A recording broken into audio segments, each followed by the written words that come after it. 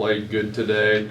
Their starter got hurt early in that game, which was unfortunate. Usually when you see a pitcher take himself out, that's usually a UCL issue. We've had that before in the past, thankfully not for this season, but he did a really nice job early in that game. He was throwing sinkers and sliders and a changeup, and probably the best part was in that first inning we put 3 balls in the air, so offensively we had an approach to try to get the ball in the air because he induces a lot of ground balls. So I thought the guys were dialed in offensively early in that game, ended up showing up against the bullpen, but Kern went 5.1 innings or 5.2 innings. He's been really steady for us. He's a lefty that's 90-93, attacks the zone. He really set the tone for the game. He wasn't as sharp as he was last outing. Last outing, I think he went 8 innings with 10 punchies and no walks. So he had a couple free passes, got in a jam in the first inning with bases loaded, but was able to work out of that. But overall, it was a good game. Our guys competed really, really hard, and I think set the tone for the series. Coach, in that 6th inning, you take out Kern and bring in Bassinger. He ends up getting you out of the bases loaded jam. Is he a guy that you can rely on late on in the season in high pressure situations? Yeah, he's been incredible. I think in the first couple weeks, he had 3 or 4 saves. So really quickly, he was put in close games, high leverage situations. He's an older guy that handles those situations really, really well. And so he's sinker, slider, changeup. He's a veteran. He's a transfer portal kid that came from Tarleton State, and really fell in love with him in the portal because they won a WAC championship last season, and in that tournament he threw 5 consecutive days, which is super rare. And so he's a kind of an old school throwback pitcher that he actually gets better when he throws more often, where a lot of guys need some rest so their stuff plays up. He likes having the ball as much as he can. He's been instrumental for our team. So he's one of those veteran rocks that you put in those big moments and big situations where sometimes there's a younger guy in the bullpen with maybe more velocity or better stuff, but they don't always handle the situation as well as a guy like Reese. You've got a staff that has put up some great numbers. Obviously, your ERA and WHIP, top 20s, a lot of really good results. The one thing that hasn't been right at that top tier is walks and hitting guys a little bit. Yeah. What does that say, though, about the mental makeup of your pitchers, that they can have a couple of those mistakes but still obviously getting really good results?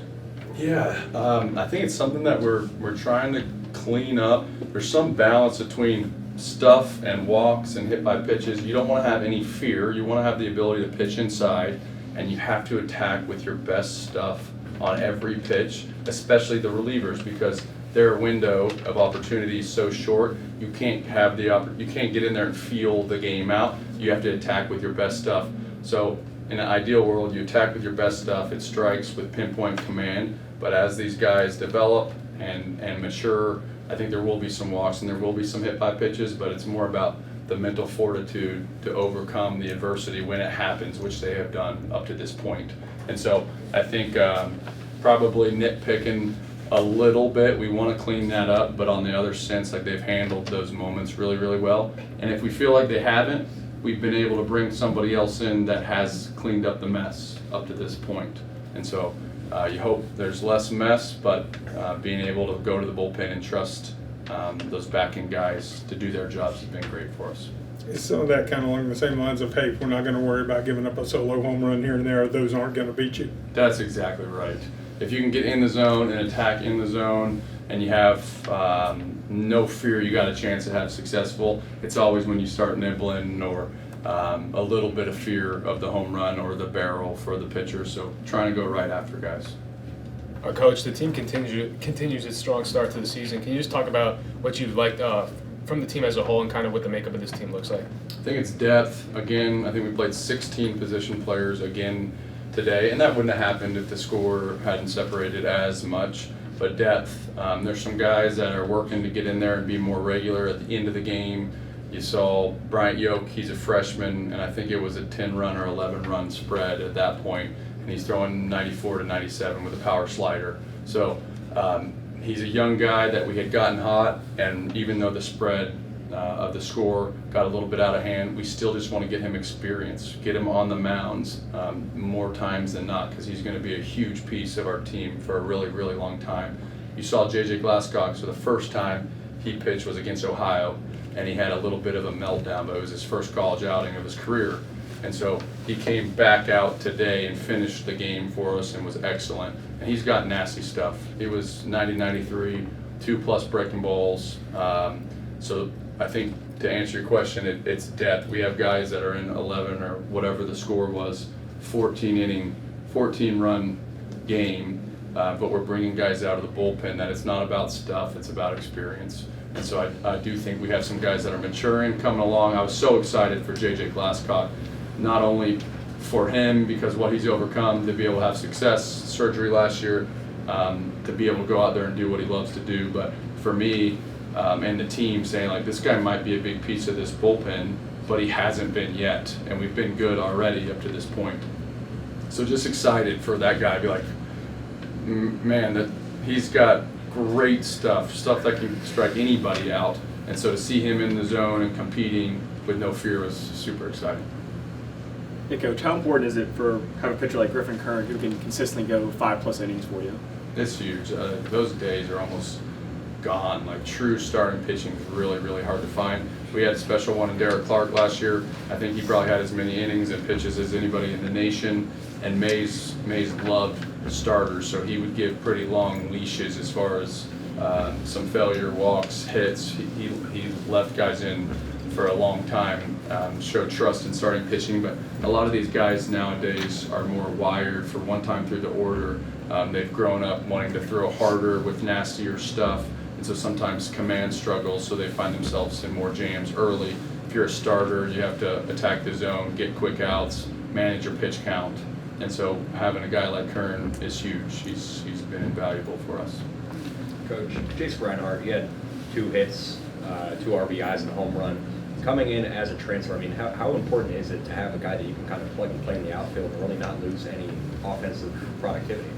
Well, it's amazing, and we didn't necessarily know that. He had a solid fall camp and okay to begin the spring in practice. He was good, but not great. And so we'd have to look back and see exactly how much he played, but the first weekend didn't get a start. And maybe through the first 8 games, 1 or 2 starts. So going back to depth, there are guys that are some of our best hitters. He's now been in the 4-hole for 4 consecutive games and hitting .444 with some home runs that have really helped us win some ball games, and he wasn't in the lineup. And so either I'm an idiot or he has slowly gotten better and more comfortable and is starting to perform at a higher level. But there's a lot of mix of guys that are great players that are getting their opportunities and kind of seizing those opportunities. And so he's awesome. Our team calls him Coach because he's like 25 years old, really calm, does everything right, shows up on time, is just very consistent of a personality. And so in big moments, whether it's runners on, if he's pinch hitting, whatever his role is, he just shows up and does a really good job at it and doesn't say much and goes about his business. So the team loves him. He's a West Virginia kid. His family's been Mountaineers his entire life. His grandparents are Mountaineers, so I know he's really proud to be here as well. Sam White had a big day today, and you guys, in his career, plugged him in at a bunch of multiple positions. How does it to get him into the lineup every day and at second base as well? It's awesome. He's one of those dudes, kind of like Logan, where good, bad, or indifferent, you just leave in the lineup because you know that they're going to figure out. Super talented, very consistent, the most vocal leader on our team. Whether he's doing well or not, it's always about winning. It's only about winning. He doesn't let anybody feel sorry for themselves. He doesn't take shit from anybody. He consistently stays on his teammates' asses about good attitudes and energy.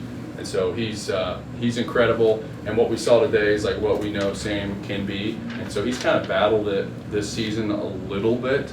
He hasn't been his best version, but hitting .346 now and had 4 knocks today and 3 RBI. The first swing in the game was so beautiful, sinker down. He stayed on it and just hit a missile up the middle at 105 or something off the bat. But he really looked good today. That was kind of his best version today, his best game for sure.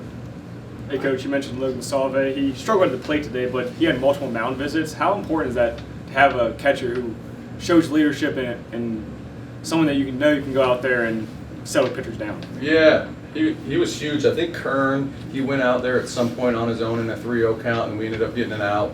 He did that with Fairman later in the game, wasn't successful, but he's starting to evolve into more of a vocal leader. He's always just been a pretty quiet, go about your work kind of dude, and he's starting to take some ownership of the team at a pretty high level, so he's awesome. And he's been a little bit frustrated offensively, which is funny because he has such high expectations for himself. Even today, I think it was 1 for 5 with a double. He's hitting over 300, but he thinks he's not doing well. And I'm like, it's all kind of relative, man. Like, you're hitting 300 against good teams on an undefeated team and catching every day, where you just get absolutely destroyed by squatting 900 times a game. And so he's through the ringer and performing offensively. But for him, he just has such high expectations, and we all do. But he's an elite offensive player, and he'll be even better than he is now. But he's doing wonderful for us, and everyone gives Logan a hard time because he's such a sweet kid. He never really pops off back. He just always kind of takes it and goes about his business. And so guys like giving Logan a hard time. He's a great teammate. So Sam White told us that he doesn't see any differences between you and Maisie as far as like culture goes. So I just talk about like what that culture is exactly he's talking about, and why has that been helpful in the start that you guys have had? Yeah, I would hope so. That's kind of my whole job, is to try to make sure that I frame why we're here, what we're doing, where we're going, what's important to us. And so more than anything, that's probably my main responsibility, is just make sure that we're in the right place and our players remain hungry, work on getting better, show up every day with a good attitude, understand how blessed we are to do what we do. And so I think those are all core philosophies and staples that have probably been in this program for a really long time. And Sam is a huge believer. He's bought in. He knows that we do things the right way, and that we value people, and that we try to do what's best for the kids first and the team, all those things. And so I think in general, you hope that you're doing a good job there. That's the most important thing. It doesn't mean that everybody's always happy, right? Because there's certain guys that play, and sports is super competitive, and not everybody has success. And all these kids grew up their whole life wanting to be big leaguers, and they're here for a reason. They're fighting for playing time, and they're fighting to win, and they want to be right in the thick of it. And so part of my job is to making sure that everybody understands that it's okay to see value in doing things together. It's okay to be part of a team. It's okay to put the team ahead of your selfish desires, essentially. And everybody wants to get theirs to some extent, but if you want to be part of a team and a great one, you have to literally put the team first. So that's the focus. Okay, that's good. Thanks.